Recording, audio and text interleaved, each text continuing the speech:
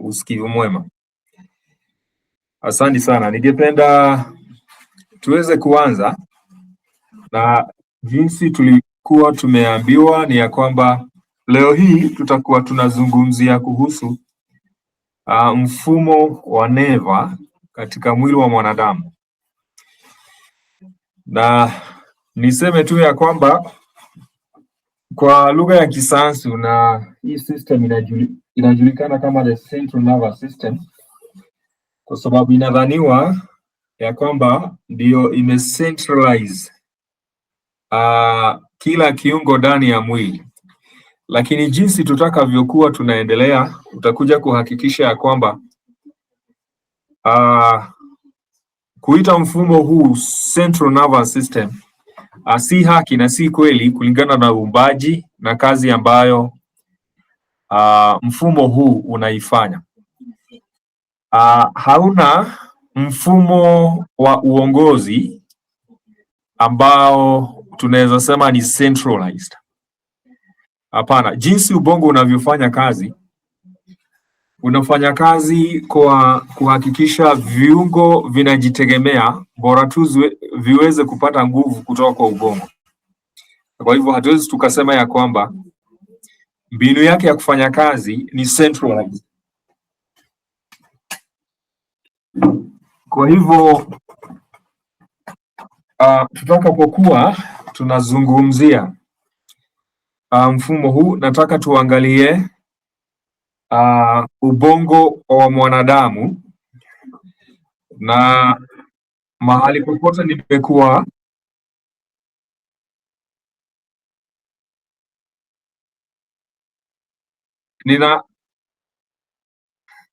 nimesikia tashwishi katika sauti. Sijui kama sauti yangu inasikika upande huo. Okay, sawa sawa. Kwa hivyo tutakuwa tunaangalia ubongo wa mwanadamu, na nianze tu kwa kusema ya kwamba jinsi Mungu alivyoumba mwili ni tofauti na vile mwanadamu anaufafanua, kwa sababu kiungo ambacho kinaitwa ubongo hakiko tu katika kichwa, mahali ambako kuko na sehemu ambayo iko juu zaidi katika mwili wa mwanadamu. Sehemu hii ambayo inaitwa ubongo, jinsi unavyoona katika skrini yako, imeenea mwili mzima, na kwa hivyo viungo lazima tuvitazame kwa upana wake, kwa sababu kutoka kwa ubongo mpaka kwa miguu na mikono, material ambayo inatengeneza ubongo ndio inayotengeneza neva ambazo zinaenea kila mahali katika mwili wa mwanadamu. Na kwa hivyo, kwa sababu sehemu hii imeenea mwili mzima, basi inapaswa kuchukuliwa kama sehemu ya ubongo wa mwanadamu. Ni kawaida ya sayansi ya kisasa kugawa mwili, lakini hii sehemu huwezi ukaigawa, imejaa mwili mzima. Na kwa sababu sehemu hii huwa tunaifananisha na sehemu ambayo ni takatifu zaidi tutakapokuwa tunaangalia ule muundo wa hekalu, basi kuna mahali huwa tunasoma katika Biblia, natumai ni Wafalme, sijui ni wa pili ama ni wa kwanza, 8:10, inasema ya kwamba utukufu wa Mungu ukaijaa nyumba nzima. Kwa sababu mwili wa mwanadamu ni nyumba, basi utukufu huu wa uwepo wa ubongo huu umeujaza mwili mzima. Na kwa sababu hii tunaweza sema ya kwamba ubongo ama mfumo huu ndio mkubwa zaidi, ndicho kiungo kikubwa zaidi katika mwili wa mwanadamu. Nimejaribu kuangalia jinsi ambavyo pioneers wa kanisa hili walikuwa wanaelewa kuhusu ubongo, na nikakuja kugundua ama hakikisha ya kwamba walikuwa na werevu mkubwa zaidi kuhusu ubongo hata kuliko sayansi ya kisasa. Na haya ni baadhi ya mambo ambayo nilikuja kuhakikisha kutokana na kile ambacho walikuwa wamekiamini. Kwa hivyo kutokana na Harvey Kellogg, yeye anasema ya kwamba the brain is the capital of the body, ya kwamba ubongo ndio makao makuu ya mwili, the seat of all the nervous forces of mental action. Kwa hivyo neno ambalo linatumika hapo ni nguvu za kineva na ambazo huwezesha ubongo kufanya kazi. The nerves proceeding from the brain control the body. By the brain nerves, mental impressions are conveyed to all the nerves of the body as by telegraph wires, and they control the vital action of every part of the system. Kwa hivyo sehemu zote za mwili zimeungamanishwa kupitia kwa hizi neva ambazo zinafanya kazi kama waya za stima. Kwa hivyo unaposoma Wakolosai 2 aya yake ya 10 huwa inasema ya kwamba ni kupitia kwa kichwa mwili wote umeungamanishwa. Kwa hivyo viungo vyote vimeungamanishwa na mfumo huu wa neva, ukiwemo moyo ambao wanasayansi wanadai ya kwamba uko na nguvu kivyake za kuweza kuanzisha mapigo. Kwa hivyo mwili mzima umeungamanishwa na ubongo. Unaposoma katika kitabu kinaitwa Testimony for the Church volume 3 ukurasa wa 69 aya yake ya 4 na ya 3 pia inasema all the organs of motion are governed by the communications they receive from the brain. If your mind is impressed and fixed that a bath will injure you, the mental impression is communicated to all the nerves of the body. The nerves control the circulation of the blood, and therefore the blood is, through the impression of the mind, confined to the blood vessels, and the good effects of the bath are lost. So all this is because the blood is prevented by the mind and will from flowing readily. Je, ulikuwa unajua ya kwamba jinsi unavyowaza inaweza ikachangamsha damu kutembea ama ukalegeza hiyo damu kutembea? Je, unajua ya kwamba maamuzi yako katika ubongo wako inaweza ikafanya kitu ambacho unatumia kama dawa ya mwili wako kukusaidia ama kutokusaidia? Kwa sababu kisa hiki ni mojawapo ya visa ambavyo mtumishi wa Mungu Ellen White alimkemea mtu mmoja kwa kutilia shaka matumizi ya maji katika kufanikisha matembezi ya damu katika mwili. Na kwa hivyo kama katika mawazo yake alikuwa ameamini ya kwamba maji hayawezi yakamsaidia, basi jambo hilo likawa hivyo ya kwamba hayakumsaidia. Kwa hivyo hizi ni nguvu ambazo huzalishwa katika ubongo kutokana na kile tunaamini katika mambo ambayo tunafanya. Na huo ndio ukweli wa mambo, ya kwamba ubongo uko na nguvu za ajabu za kuendesha mwili mzima. Kuna kisa kimoja katika mwaka wa 1983 ambako watu waliokuwa na saratani ya tumbo, gastric cancer,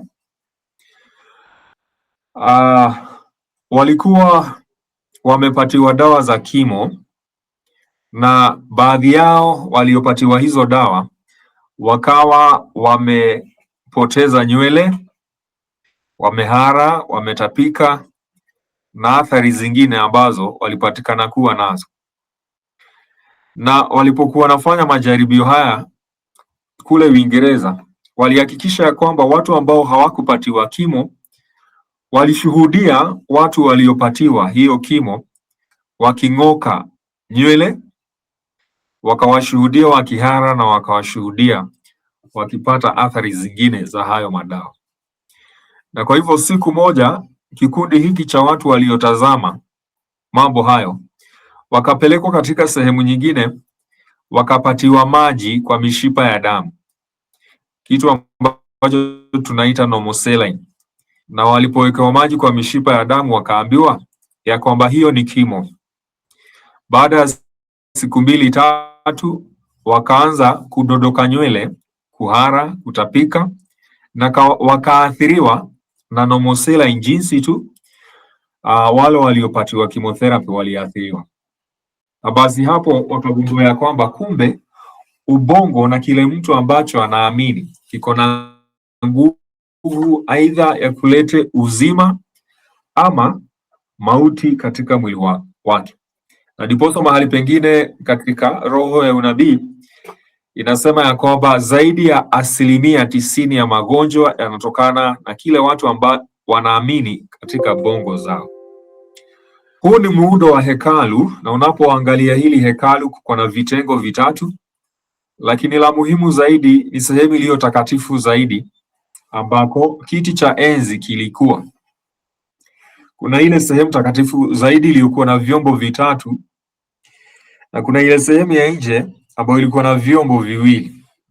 Lakini nataka tuangalie mafungu haya matatu kwa kulinganisha na mwili wa mwanadamu ambao pia umeumbwa kwa muundo wa hekalu. Kwa hivyo kutoka kwa shingo kwenda juu tutaita sehemu iliyo takatifu zaidi. Kutoka kwa shingo kwenda kwa kiuno tutaita sehemu takatifu, na kutoka kwa kiuno kwenda chini tutaita sehemu ya nje ama the outer court. Unapoangalia sehemu ambayo ni takatifu zaidi, kuhani alikuwa anaingia mara moja kwa mwaka. Kwa hivyo ni sehemu ambayo ilikuwa imezuiliwa matembezi ya kila wakati. Kwa hivyo ni sehemu imelindwa, kwa sababu hapa ndipo utakatifu wote wa Mungu huko. Kwa hivyo ukiangalia kichwa cha mwanadamu jinsi ambavyo kimezingirwa, sehemu ya ubongo imezingirwa na mifupa ambayo imeshikana. Unapoteremka katika sehemu ya kifua, mishipa sio mishipa lakini mifupa imekaribiana lakini haijashikana. Unapotoka kwa kifua kuelekea chini, unaona viungo viko wazi. Kwa hivyo Mungu alikusudia tuelewe muundo wa hekalu kwa kutazama mwili wa mwanadamu na kuona ya kwamba sehemu ya ubongo ni sehemu ambayo imelindwa zaidi. Kwa hivyo kile ambacho unakiona hapo ni ubongo wako, na jinsi ambavyo tumesema hapo awali ya kwamba ubongo wako umetengenezwa kwa muundo wa kisulisuli, yaani kile kilichofanyika kwanza kwa mtoto akiwa ndani ya tumbo la mama yake kulikuwa na maji, kwa sababu mtoto huanza kwa maji. Alafu hayo maji yakavingirishwa, jinsi unavyoona ubongo umejivingirisha ndani kwa ndani ukitengeneza kisulisuli. Hivyo ndivyo ilivyo.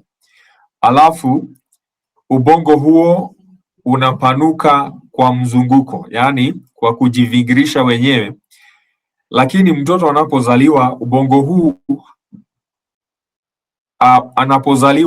huu haujakamilika. Kwa hivyo unaendelea kupanuka mtoto akiwa amezaliwa.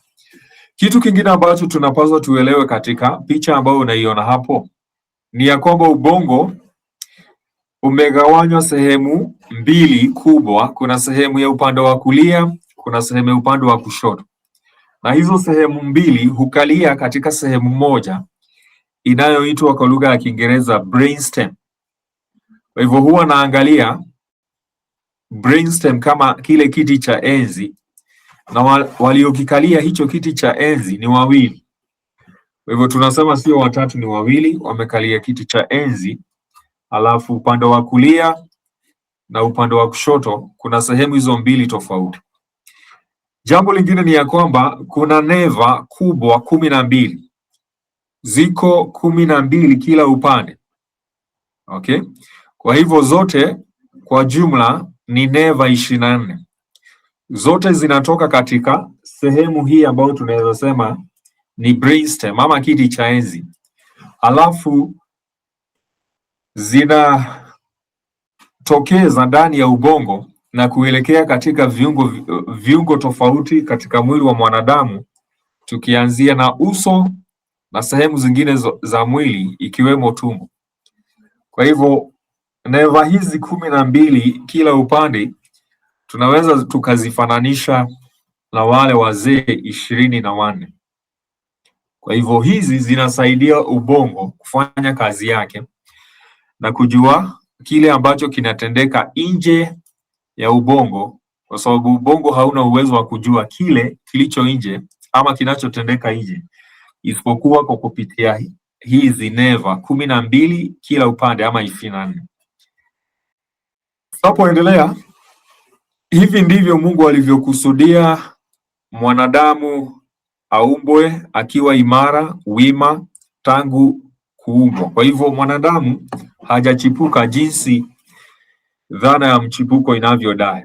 Yeye kaumbwa akiwa wima, na kwa hivyo sehemu ya kichwa ilikuwa ndio iliyo juu zaidi kuliko sehemu zote, ili sehemu hii iwe mtawala. Kwa hivyo sehemu yote iliyo chini ya kichwa inapaswa kunyenyekea kwa elimu iliyo katika ubongo, na elimu hiyo kama ni elimu ya kiungu. Kwa hivyo haiwezekani ya kwamba viungo vilivyo chini ya ubongo vinaweza kuwa vinajitawala ama kujidhibiti. Vyote vinategemea ubongo kuweza kufanya kazi yake. Kitu kingine ni ya kwamba ukiangalia muundo wa mwili wa mwanadamu, kando na kuwa wima, ni ya kwamba utaona ako na kitu ambacho tunaita symmetry ama usawa. Kwa hivyo kuna viungo viwili, kila kiungo upande wake, na mahali viungo hivi viwili kila kiungo upande wake vinasimamia usawa ama kitu ambacho tunaita balance. Kwa hivyo utagundua ya kwamba macho yako yanakusaidia kuweka usawa.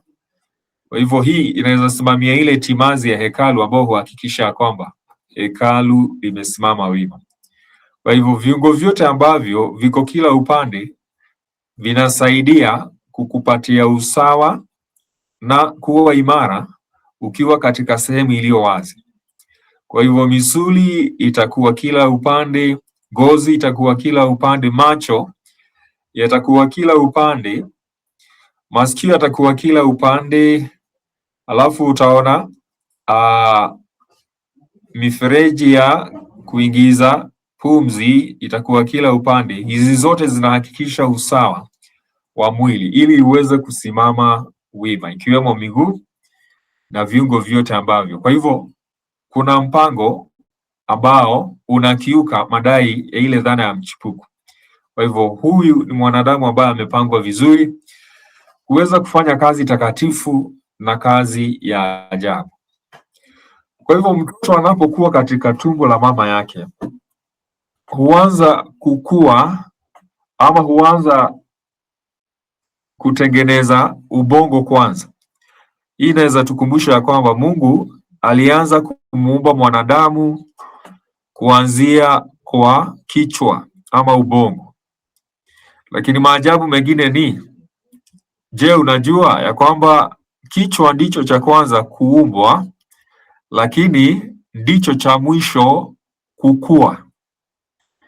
Kwa hivyo mtoto huzaliwa, viungo vyote vikaanza kuimarika, lakini ubongo utakuwa wa mwisho katika kukua. Kuna mafunzo ambayo huwa anatoa hapa kwa sababu Mungu hakukusudia viungo vingine viweze kutumikishwa tu kwa kuona ya kwamba ubongo ndio ulioumbwa kwanza, lakini pia viweze kuwasiliana na ubongo, kwa sababu mwili unaweza kuwa hisia za ubongo. Kwa hivyo ziweze kuwasiliana na ubongo ili kusiwe na kitu ambacho tunaita complete domination ama dominion, ya kwamba pia Mungu angeruhusu ubongo ukue nyuma ili viungo viwe na nafasi ya kujitafutia nafasi katika mwili wa mwanadamu, na hiyo tutakuja kuona katika kitabu cha Wakorintho wa kwanza 12 ya kwamba viungo vyote hufanya kazi sawa. Hakuna kiungo kikubwa kuliko kingine, na kwa hivyo ubongo tu umekuwa mkubwa kwa sababu ulitokea mwanzo. So unapoangalia katika mambo ya kiungu, Mungu ndiye alikuwa wa kwanza, mwana akaja baadaye. Kwa hivyo mwana alitoka kwa Mungu, lakini ikifika kwa kufanya kazi, mwana anafanya kazi kama ya Mungu wake. Kwa hivyo hivyo ndivyo mwili ulivyo.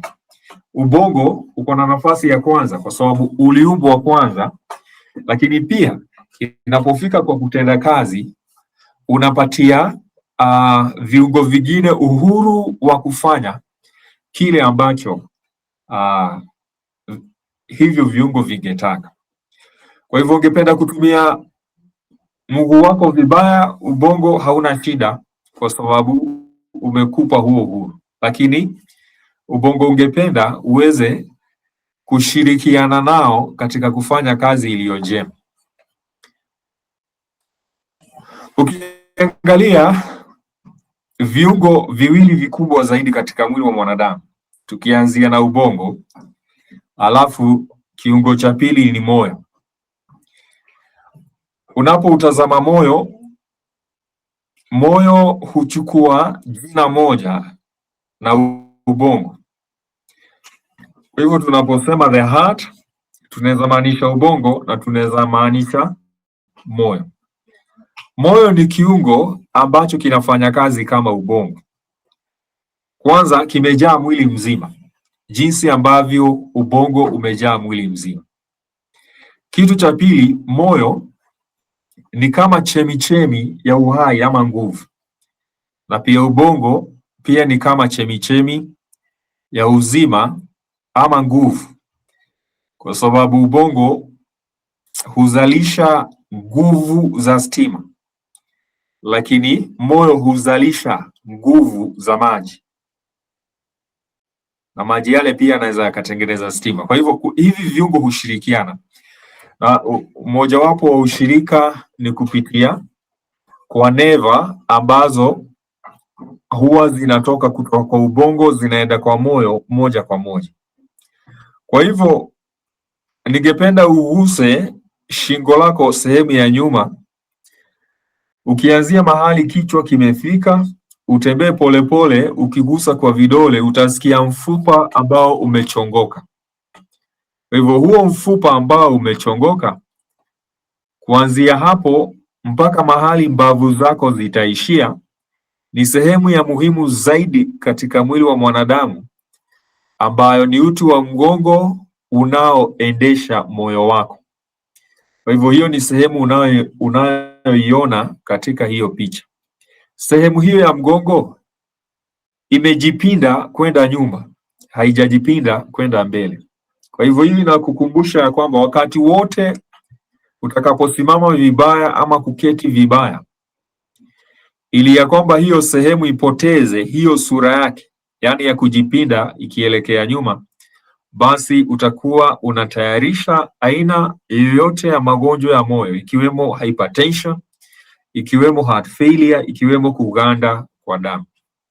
Kwa hivyo jinsi nzuri ya kuhakikisha kwamba hiyo sehemu haipotezi huo upinde ni kuhakikisha kwamba wakati wote utasimama wima, unapotembea utaangalia mbele, na unapoketi utahakikisha kiti ambacho unaketi kwacho kinakuwezesha ama kinawezesha mgongo kuweza kusimama ama kuketi wima. Tunaendelea kusoma kutoka kwa waanzilishi wetu wa kanisa jinsi walivyoelewa kuhusu mfumo huu, na tunaambiwa kwamba the nervous system constitutes the man.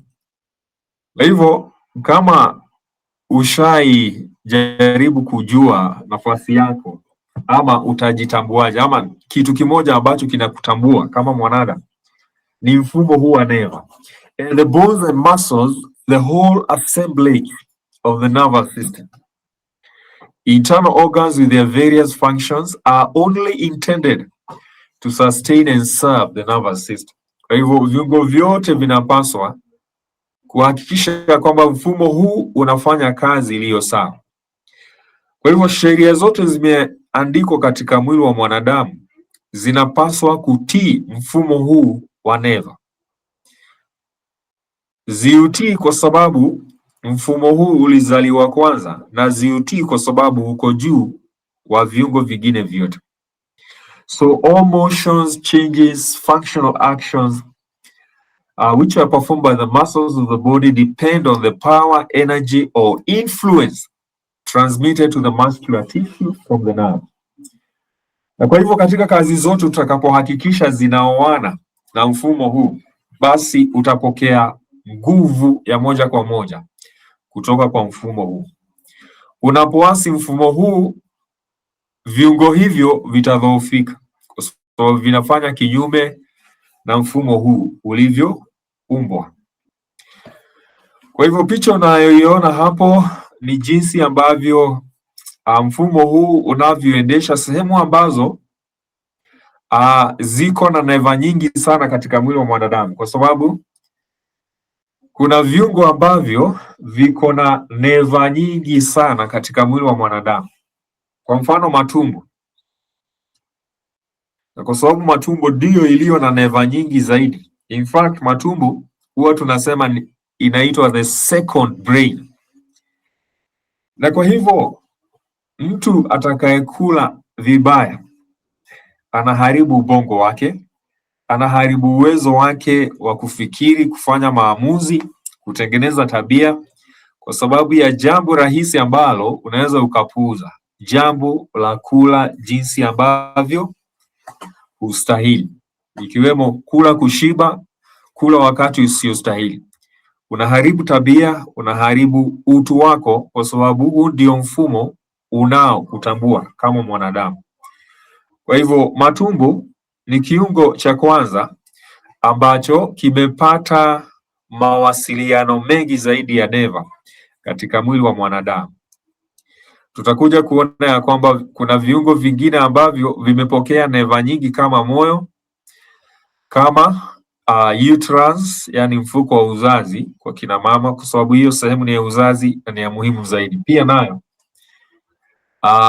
inaweza ikaathiri mwili mzima. Kwa hivyo kwa hivi viungo ambavyo viko na mfumo mkubwa wa neva kama matumbo, tunapaswa tuwe makini sana, kwa sababu hivi sio viungo vya kuchezea. Na jinsi vilivyo na neva nyingi ndivyo ambavyo vikiwa na shida mwili wote unakuwa mgonjwa. Kwa hivyo mtu aliye na shida ya tumbo atasababishia mguu shida, atasababishia mkono shida, atasababishia kila kiungo, kwa sababu viungo huwa vinapata mawasiliano ya moja kwa moja.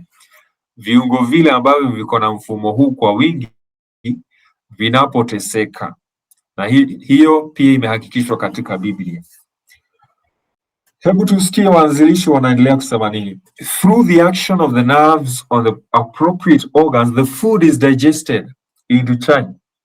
Sasa kuna mambo labda hujawahi sikia hapa, ya kwamba wakati Mungu alimuumba mwanadamu, alimuumba katika awamu mbili.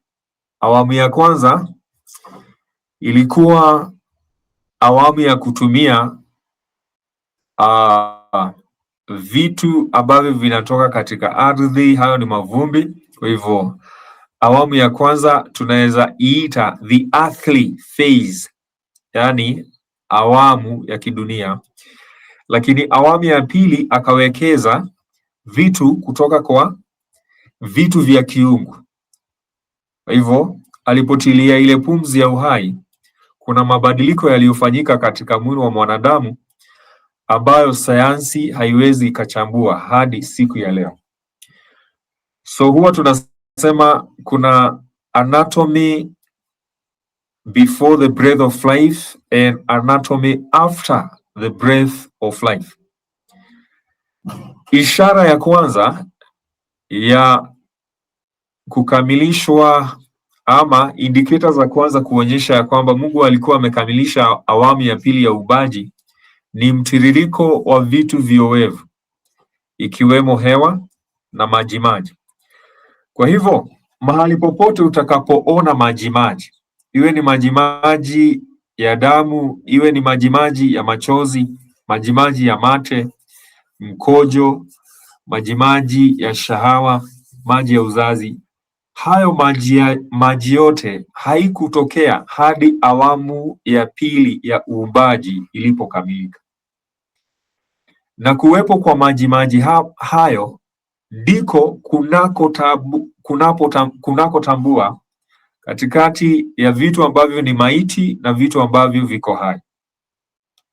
Kwa hivyo sehemu hii ya majimaji ni ya muhimu zaidi, na wakati wowote tunapoendelea kutengeneza majimaji inatukumbusha ya kwamba Roho wa Mungu angali anafanya kazi ndani yetu, kwa sababu mtu anapokufa anapoteza vitu viowevu, anapoteza hewa na anapoteza majimaji. Kwa hivyo njia moja ya kujua ya kwamba tuko hai ni kuendelea kutengeneza majimaji ya aina yoyote. Kwa hivyo hakikisha ya kwamba maji yanatiririka katika mwili wako, kwa sababu ni ishara ya kuwa na uzima. Kwa hivyo mfumo ambao umetunukiwa jukumu la kuhakikisha ya kwamba maji haya yanatembea mahali popote yanapotakikana ni kitu ambacho tunaita mfumo wa neva. Na kwa hivyo hii itakuwa inapingana na madai ya sayansi ya kwamba mfumo mwingine unahusika na hii kazi ya kutengeneza majimaji, kwa sababu kwa muda mrefu tumekuwa tukifunzwa ya kwamba kuna mfumo ambao unaitwa immune system ambao unahakikisha unahusika na haya majimaji. Kwa hivyo kwa kufuata uumbaji na jinsi Mungu amepanga mwili, utakuja kugundua ya kwamba mfumo wa immune system ni mfumo bandia, hauwepo, na lazima tuweze kufuata yale ambayo yameandikwa katika roho ya unabii na katika Biblia tuweze kuelewa mwili zaidi. Kwa hivyo nguvu ya kupigana na magonjwa iko katika mfumo wa neva.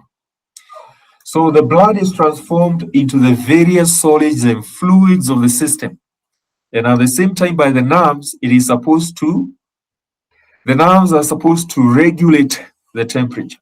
Kwa hivyo huu ndio mfumo unaohusika na kusawazisha viwango vya joto katika mwili wa mwanadamu, ukiwemo kutengeneza majimaji ambayo ni muhimu sana kwa kutulinda kutokana na magonjwa. By the mysterious endowments of the nervous substances, we think and reason and feel and act as intellectual and moral beings. Kwa hivyo kuna mambo ambayo hatuwezi tukaelewa ama tukaelezea, lakini kupitia kwa mfumo huu tunaweza tukafikiria, tunaweza tukawaza, tunaweza tukafanya mambo, tunaweza tukaa viumbe walio na hekima na viumbe wanaweza kufanya maamuzi katika kitabia. Lakini mfumo huu usipoendesha majimaji haya, hatutakuwa na uwezo wa kufikiri, hatutakuwa na uwezo wa kusoma, kufanya maamuzi. Lazima kuwe na majimaji yanayotengenezwa ili yaweze kuendesha ama kubeba hizi nguvu. Hivyo njia ya kubeba hizi nguvu ni kwa kupitia maji haya. Ndio sababu niliwaonyesha hapo awali ya kwamba mfumo huu hufanya kazi moja kwa moja ama bega kwa bega na mfumo wa usambazaji wa damu katika mwili. The organic comprising, kwa hivyo kuna vitengo viwili katika mwili katika mfumo huu wa neva. Na kitengo cha kwanza ni sehemu ambayo inahusika kutawala viungo vingine. Kwa hivyo kuna neva ambazo zinatoka katika ubongo na katika uti wa mgongo kuelekea katika sehemu zote za mwili. Kwa hivyo ni kile tunaita kwa lugha ya kisayansi peripheral nervous system. Ni sehemu ya ubongo, lakini wacha tuitambue kwa sababu iko nje ama imetokeza kutoka kwa ubongo na uti wa mgongo. Alafu kuna sehemu ya ubongo na uti wa mgongo pia. So hivyo ndivyo vitengo viwili vya mfumo huu. Kile unachoona kwenye picha ambayo nimeonyesha hapo ni ya kwamba ni kuwahakikishia kwamba unapoangalia kwa shingo, chini ya sikio kuna neva. Sehemu unayoona ya majano hapo, hizo ni neva. Mshipa ambao ni mwekundu, hiyo ni artery, na mshipa ambao ni wa samawati, hiyo ni vein. Mfumo huu hufanya kazi pamoja. Mahali popote palipo na neva kuna mshipa wa damu, mmoja wa kulete virutubisho na mwingine wa kuondoa uchafu. Kwa hivyo mfumo huu hufanya kazi kama kitu kimoja, kuhakikisha ya kwamba mwili mzima wa mwanadamu unapata kuhudumiwa kulingana na mahitaji ya kiungo hicho. Jinsi kiungo kilicho cha muhimu zaidi, lakini hiyo ni lugha tu ya mwanadamu, ndivyo ambavyo kitakuwa na mfumo huu wa damu pamoja na neva kwa wingi. Sawa. Alafu utaangalia uone ya kwamba ubongo umeundwa kama malaika ambaye ametandika mbawa zake upande huu na upande mwingine. Kwa hivyo sio ajabu unaona ya kwamba katika kiti cha enzi cha Mungu kuna makerubi wawili ambao kila wakati huwa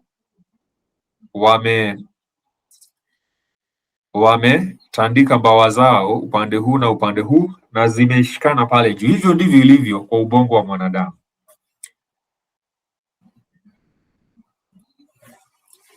Tunaambiwa ya kwamba children have been born with all the parts of the body well developed except. Sasa hapa ndipo nilikuwa nasema ya kwamba ubongo hauwi umekamilika wakati mtoto anazaliwa. Kwa hivyo kuna sehemu ambayo itakuwa wakati huyo mtoto atakuwa amezaliwa, na kile kitafanya huo ubongo ukue ni yale maziwa ya mama ambayo huyo mtoto atakuwa ananyonya. Na hapo ndipo utagundua maziwa ya mama iko na mafuta mengi kuliko protini, na mafuta hayo ni ya kuhakikisha sehemu ya ubongo ambayo haijakomaa itakomaa. Kuna tofauti ya maziwa ya mama na maziwa ya ng'ombe. Maziwa ya ng'ombe huwa na protini nyingi kuliko mafuta, kwa sababu katika maziwa ya ng'ombe Mungu hutarajia ya kwamba mtoto wa ng'ombe atakuwa na kimo kikubwa lakini ubongo wake ni mdogo. Lakini kwa mtoto wa mwanadamu Mungu anatarajia ubongo wake utapanuka kuliko kiwiliwili. Kwa hivyo utagundua kuna kina mama ambao wanatafuta fahari katika kuona mtoto ambaye ni mzito lakini hana ubongo. Kwa hivyo lazima tuelewe ya kwamba kuna sehemu ya ubongo itahitaji maziwa ya mama, na sio formula, ni maziwa ya mama na sio maziwa ya ng'ombe. Sawa. Kwa hivyo lazima tuambatane na Mungu katika kupata mtoto aliye na ubongo ambao umekomaa vizuri. So this is undoubtedly the first form portion of the human body. Kwa hivyo ubongo wa mtoto ndio unaokuzwa kwanza, because it is the grand center which presides over all the functions concerned in the growth of the body and the functions of the nutrition during life. Kwa hivyo kitu cha kwanza ya kwamba ubongo una preside. Kwa hivyo neno ambalo linatumika hapo ni kusupervise, sio kudominate. Preside, kuhakikisha kwamba kila kitu kinaenda sawa katika kukua kwa yule mtoto. Alafu tunaambiwa ya kwamba all the branches and twigs of this system of nerves, as they proceed along their course to their destination, they cross. Sasa underline the word cross, kwa sababu hapo ndipo tunaona jambo la ajabu haswa katika ubongo wa mwanadamu. Kwa hivyo neva zote zinapotoka katika ubongo, zinapofika mahali kwa shingo, sehemu ambayo shingo lako limepanuka. Kwa hivyo unapoangalia shingo lako upande wa juu kuna mahali limepanuka. Sehemu hiyo inaitwa medulla oblongata.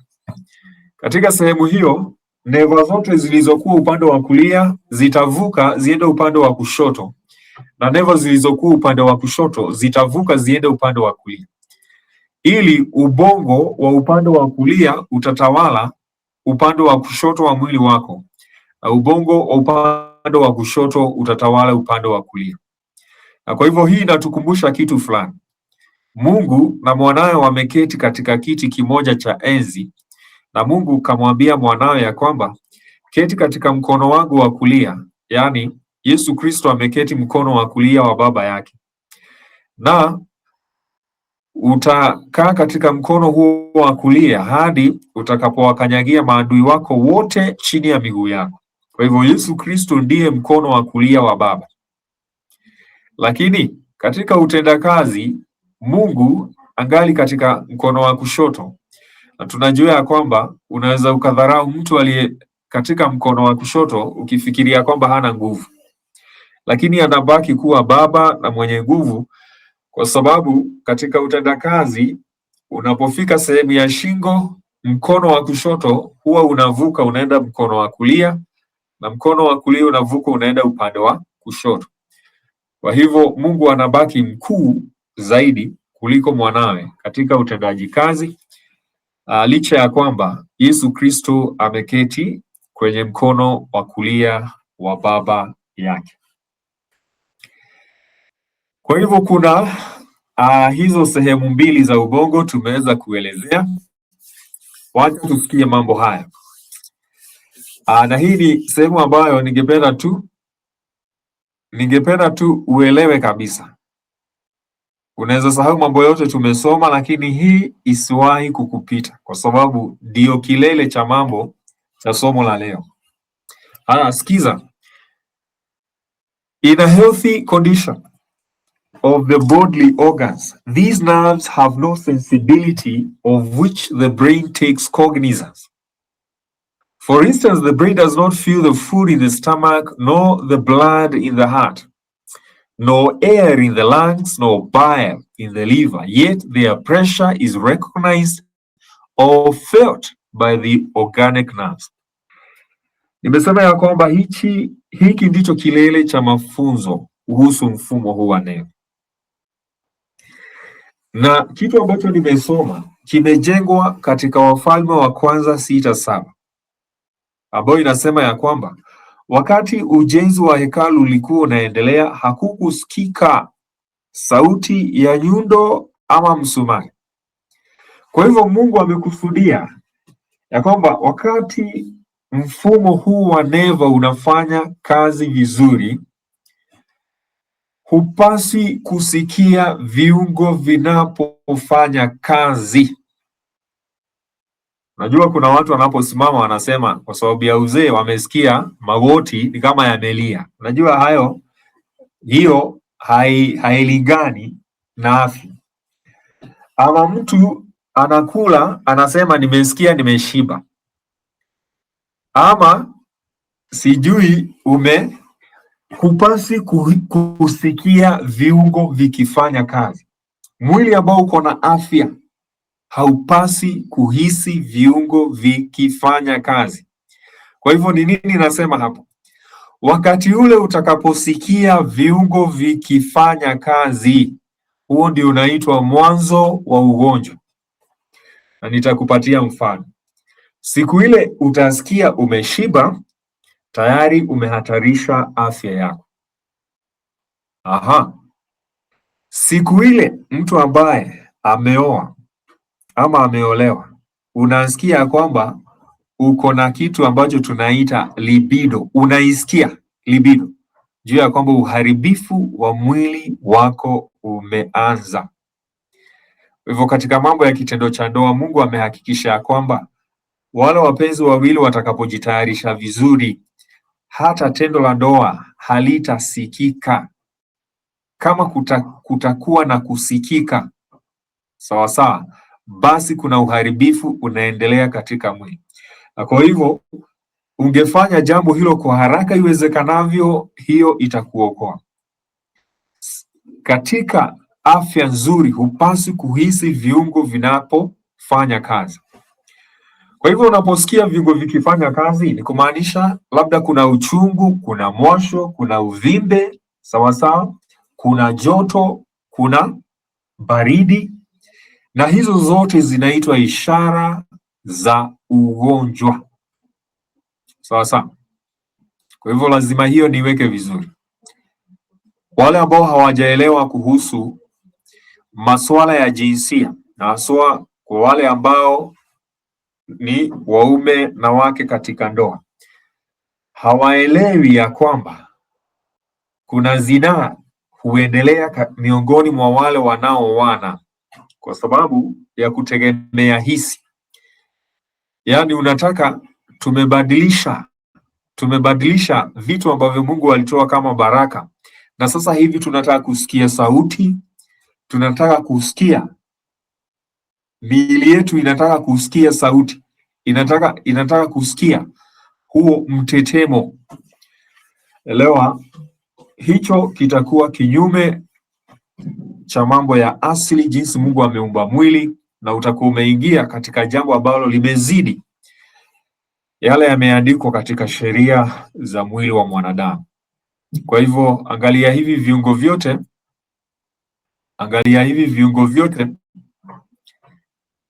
viungo hivi viko na mfumo ambao unaitwa sympathetic ama autonomic nervous system, na viungo hivi ambavyo viko na mfumo huu hufanya kazi vizuri tu katika utulivu. Nataka uangalie ni viungo vipi ili uweze kuwa makini sana, usije ukatatiza hivi viungo katika kazi yake.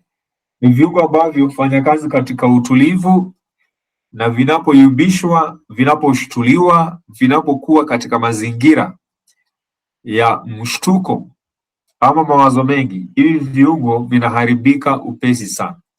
Ukianzia na macho, ukienda na sehemu za uzazi, matumbo, ukiangalia sehemu ya mkojo, sawa, na ikiwemo pia sehemu ya ubongo wako pia. Okay, figo nazo ndizo hizo. Kwa hivyo hivi ni viungo ambavyo hufanya kazi vizuri katika utulivu. Hii ni kumaanisha mtu ambaye amekula na ameenda kulala, basi ameanza mkondo wa kuwekeza magonjwa katika mwili wake. Wacha nikamilishe jambo ambalo nilikuwa ninasoma. But the organic sensibility of these nerves, skiza, by continued or repeated irritation become exceedingly diseased, underline the word exceedingly, and a diseased sympathy may be induced and permanently established. In this state of things, all the functions of organic life are necessarily impaired. Skiza mama, ya kwamba tulisema ya kwamba hupaswi kuhisi viungo vikifanya kazi.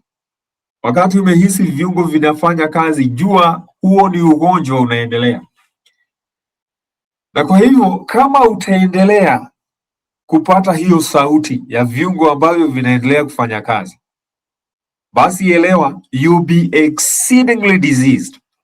Na hii haijalishi kama jambo unalofanya ni jambo la raha ama jambo la uchungu. Kama hiyo sauti itaendelea kusikika, elewa ya kwamba mwili unaharibika. Na hivi ndivyo Mungu alivyoumba mfumo huu, kwa sababu viungo vyote kando ya mwili huo, sana sana kwa sababu ya kiungo ambacho unasikia sauti yake, viungo vyote husisimuliwa na hujali sauti inatoka wapi. Kwa hivyo ni kama mtu amepiga nduru, amevamiwa na watu wametoka nje, wanataka kusikia sauti inatoka wapi. Hao watu pia wameondoka, wameenda kuokoa. Hivyo ndivyo viungo hufanya. Kwa hivyo huwa vinauliza, je, hii nduru inatoka wapi? Na kwa hivyo huwa vinajali mahali sauti inatoka, kwa sababu Mungu alikusudia wakati hekalu hili linapoendelea kufanya kazi, usisikike sauti ya nyundo ama msumari. Lakini nataka ujue shetani ameharibu watu, ameharibu hii elimu, anasisimua mwili kiasi ya kwamba watu wamefika kiwango cha lazima sauti isikike kwa nguvu ili waweze kupata raha katika kile ambacho wanafanya. Mili imekuwa kama ambayo imechomwa na chuma, kwa hivyo imepoteza kitu kinaitwa sensitivity, na kwa hivyo sio tofauti na dhamiri ambazo zinakaa zimechoma. Mungu hakukusudia hivyo. So in this state of things tunaambiwa ya kwamba the functions of organic life, ya kwamba utendaji kazi wa viungo vyote katika mwili hakika utaharibiwa, na huo ndio ukweli. So what will happen to the food? The food is less perfectly digested in the stomach. Yale maji ambayo tulikuwa tunasema ni maji ambayo inakupatia nguvu haitatolewa kiasi ambacho kinahitajika. Damu yako itazorota, na hii ni kumaanisha ishara ya mwili ambao ni dhaifu ni ukosefu wa maji kutengenezwa, yaani yale maji ya uzima. Na kuna maji aina nyingi. Kuna maji ya nyongo, kuna machozi, kuna maji ya uzazi, kuna maji ambayo ni damu, kuna maji ya mkojo, kuna maji ya hydrochloric acid, kuna maji ya mapafu, kuna maji ya maini, kuna maji ya figo, kuna maji ya uti wa mgongo. Hizo chemi zote zitakauka na zitapunguka, na hapo ndipo nguvu yako itapungua, utashindwa kupambana na magonjwa na mwili wako utanyauka na mwishowe unaondoka upesi. So the whole system, every part and tissue consequently suffers. So by continued irritation, inflammation may be induced and the most painful sensibility developed in these organs. Kwa hivyo tunaambiwa ya kwamba mwasho utaanza. Kwa hivyo unaposoma kitabu cha Kumbukumbu la Torati 28 aya yake 22 utasikia hari ya moto itakupata, inaitwa inflammation. Okay? Na kwa sababu maji ya uzima, chemichemi za uzima zimepunguka. Kwa hivyo viungo vitaanza kulalamika, kwa sababu viungo vinategemea hii chemichemi ya uzima kuweza kufurahia afya yake. So this state of things is not only distressing, but it is injurious and often hazardous to life. Kwa hivyo mwisho kabisa inahatarisha maisha na inaweza ikaondoa uhai. So watu wa Mungu, asante kwa hiyo nafasi. Nashukuru Mungu kwa sababu tumeweza kuendelea vizuri. Kama unasikia sauti, hakikisha. Ningependa tukomee hapo, tupishe kipindi cha maswali. Thank you so much daktari kwa muda huo na kipindi kizuri hicho. Mungu akubariki sana. Naomba kujua wale ambao wana maswali waweze kuinua mikono ili tuwakaribishe.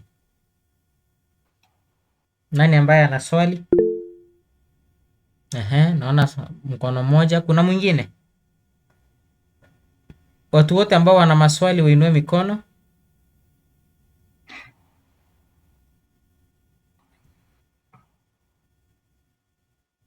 Okay, ni mmoja. Kuna mtu mwingine ambaye ana swali kuhusu kile ambacho tumesoma ama kitu iko related na kile ambacho tumesoma? Aya, thank you so much. Ni kama hakuna mwingine, hivyo basi nitamkaribisha Mwalimu Eric. Karibu sana, uliza swali tupate kujibiwa na daktari, na nadhani tutakuwa wenye kutamatishia hapo. Asante. Welcome. Asante daktari. Umeweza kutufunza ukatuambia that the nerves should not feel your working organs, na hivyo umetuambia si vizuri akuwa ameshiba. Nauliza na what about kusikia njaa, kuishi njaa? Kuna ni signs of disease pia hiyo? Ndio umetuambia ukisikia umeshiba, hiyo sasa ni ugonjwa unaanza. Na wakati mtu anasikia anaishi njaa, naomba unijibu hiyo daktari. Asante. Hello. Asante kwa swali zuri. Natumaini daktari amesikia na mwenye anauliza swali. Yeah, nimesikia. Unapata sauti yangu eh?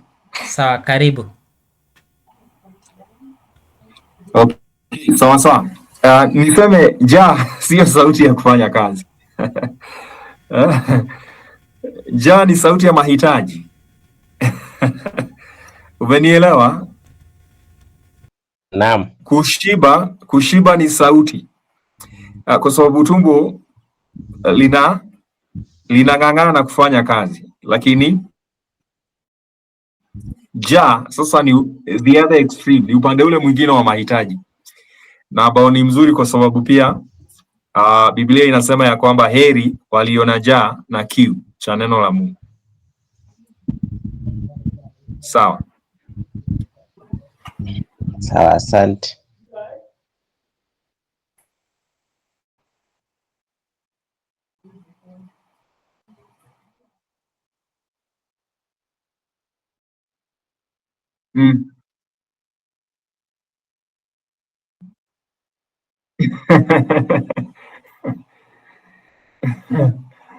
Aha. Kushiba hakuna excess, kushiba ni kushiba. Kwa hivyo mtu ambaye ameshiba, unajua hupasi kufikisha kiwango cha kushiba. Kwa lugha nzuri huwa tunasema umekinai, sio kushiba, kwa sababu kushiba kuna maanisha ya kwamba umekaza misuli ya tumbo na hili inahatarisha afya yako.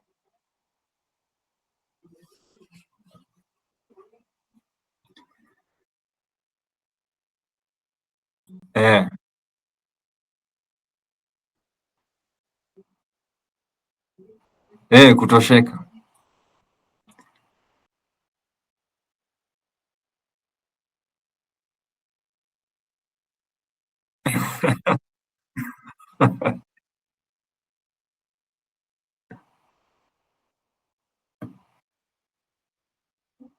Karibu.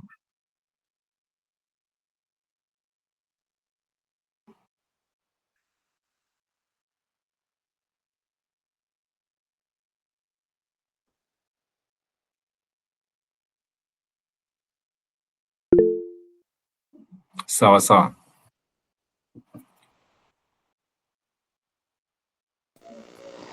Nilikuwa na swali kwa daktari hapo.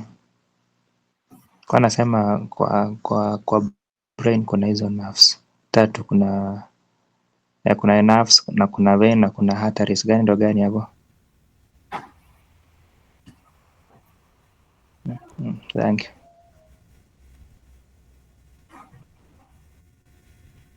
Asante. Daktari, nadhani ni ile picha ulikuwa umeweka ambayo ilikuwa inaonyesha at the stem, kama ni stem ama ni ya kichwa.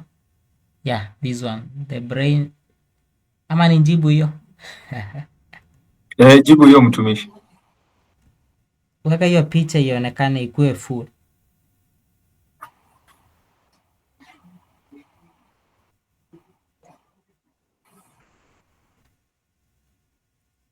Isaiah, sijui kama unaiona. Naiona.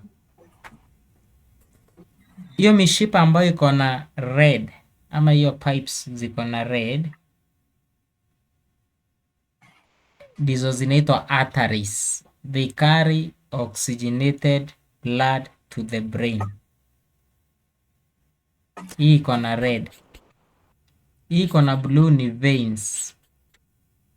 They carry deoxygenated blood from the brain. Veins ni from, artery ni to. Hizi ambazo ziko na yellow ndizo tunasema ni nerves. Sijui kama ni hilo ndilo lilikuwa swali lako na kama ni hii picha. Karibu useme kama imejibiwa, alafu tuende kwa swali la Irene ambalo ametype kuhusu kubloat. Karibu Yegon.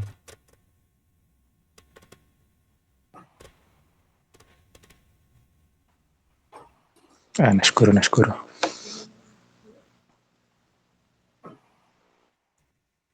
Aya, asante. Daktari, kuna swali hapa tumeulizwa na Sister Irene. Anauliza hivi,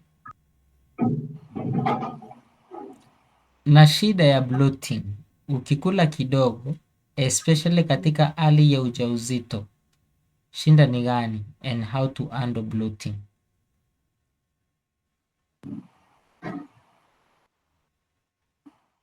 Imesikika? Sasa mtumishi, nimesikia. Okay.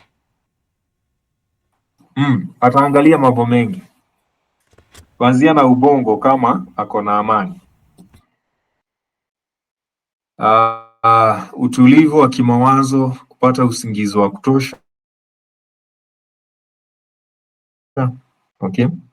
Kitu kingine ataangalia ni ya kwamba hiyo hali inaweza kuwa kwa sababu ya mabadiliko ya homoni katika mwili wa mtu ambaye ni mjamzito.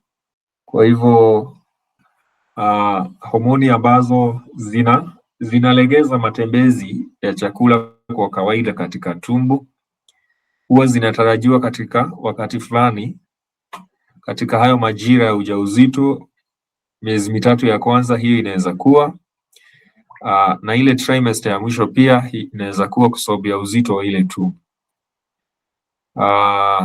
Mchanganyiko wa vyakula, kiasi cha chakula, kwa sababu mtu akiwa mjamzito haswa katika ile mihula ya mwisho anapaswa kula vyakula vidogo vidogo vinavyoweza kusagika kwa haraka.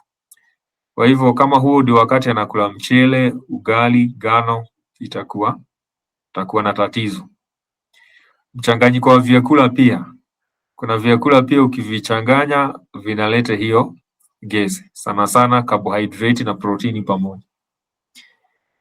Kwa hivyo ataangalia mambo mengi ikiwemo wakati ambao anakula, kwa sababu mtu akiwa mjamzito hakikisha anakula wakati anaweza akatembea, asile akiwa amechelewa kwenda kula. Kwa hivyo tutaangalia hayo mambo yote. Asante mtumishi.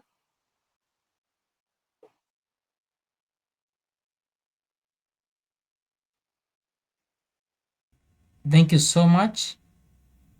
Nadhani kutoka hapo sasa tutasikiza mtu wa mwisho ambaye ni Sister Florence, halafu baadaye tutaomba. Florence, karibu. Asante. Ya, swali yangu inaulizia tu kuhusu kuna mtu alikuwa na stress wakati mwingine, alafu sasa zikakuwa tu ako na shida ya kimawazo hivyo. Sometimes ana feel maybe tu kama ameketi, ana feel hayuko comfortable. Some other times anaweza tu pata anafikiria tu maybe atoke atembee hivyo, lakini si kwa hiari. Napata tu yani yeye tu ana feel hata maybe akiwa sometimes akiwa amelala anaamka anapoteza usingizi, akili tu namtuma atoke nje atembee aende. So akaenda akaelezea daktari fulani, alafu sasa akamwambia alikuwa na shida ya nerves katika akili. So sijui, although daktari alimwambia tu cool na aache mambo ya stress na hivyo hivyo.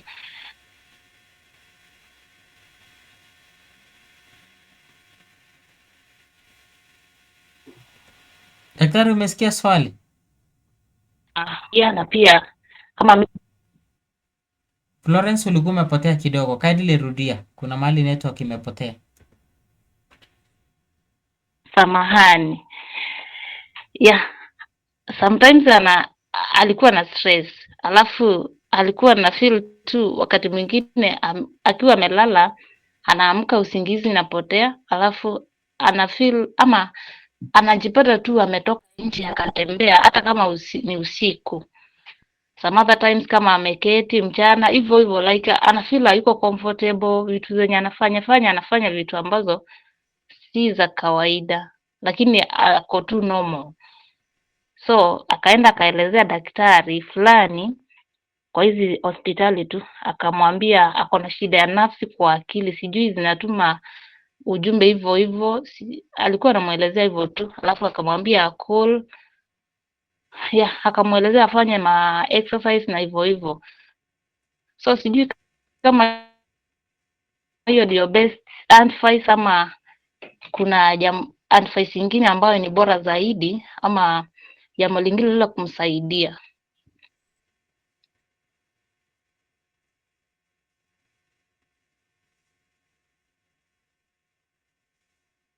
Halo. Yes daktari, Sawa sawa. umesikia swali? Nasikika. Ni sawa. Asante. Kama nimeelewa hilo swali, ni mtu aliyekuwa na tatizo la mawazo na kukosa utulivu, na niseme ya kwamba swali lenyewe hali hiyo ni hali pana, kwa sababu tunaanza na kujua mazingira ya huyu mtu.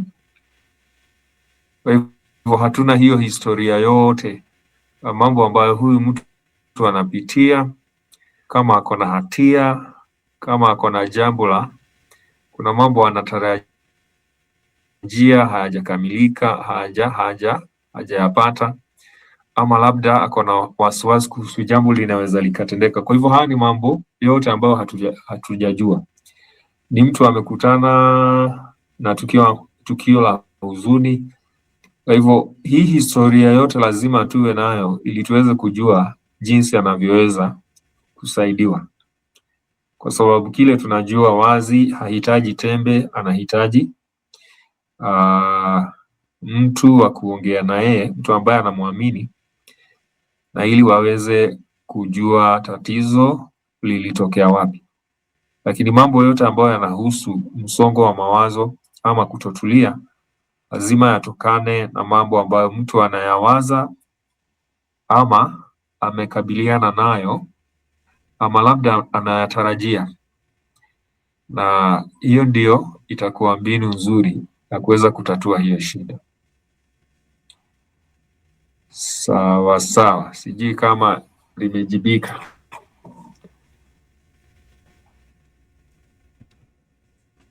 Sister Florence, imejibika?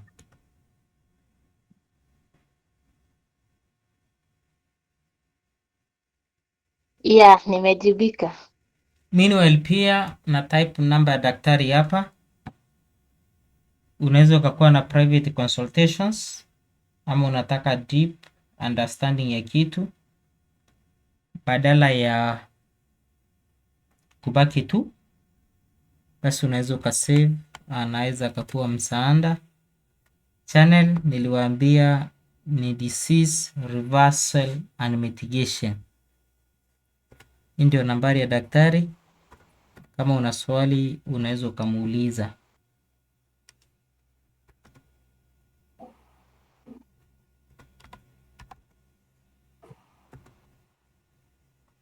Asante. Unaweza ukatuongoza kwa ombi Sister Florence?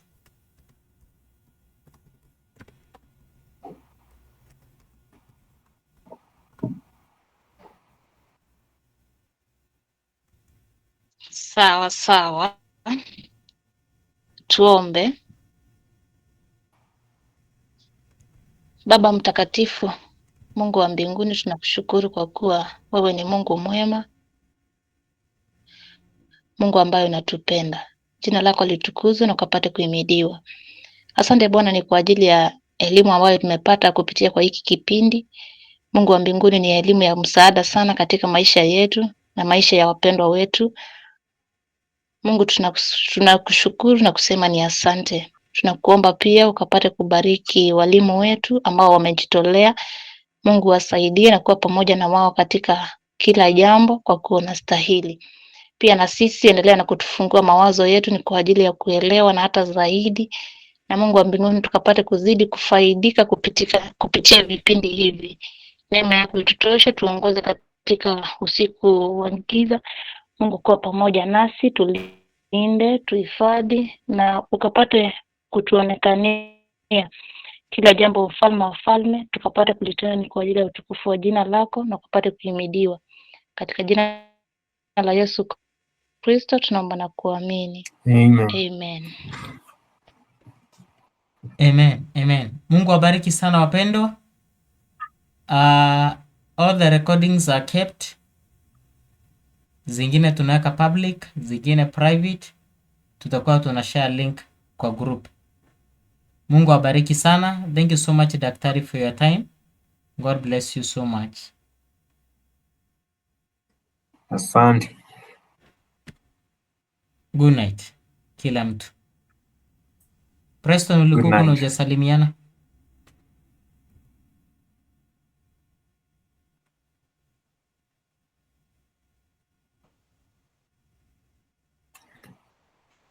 Nilikuwa huku.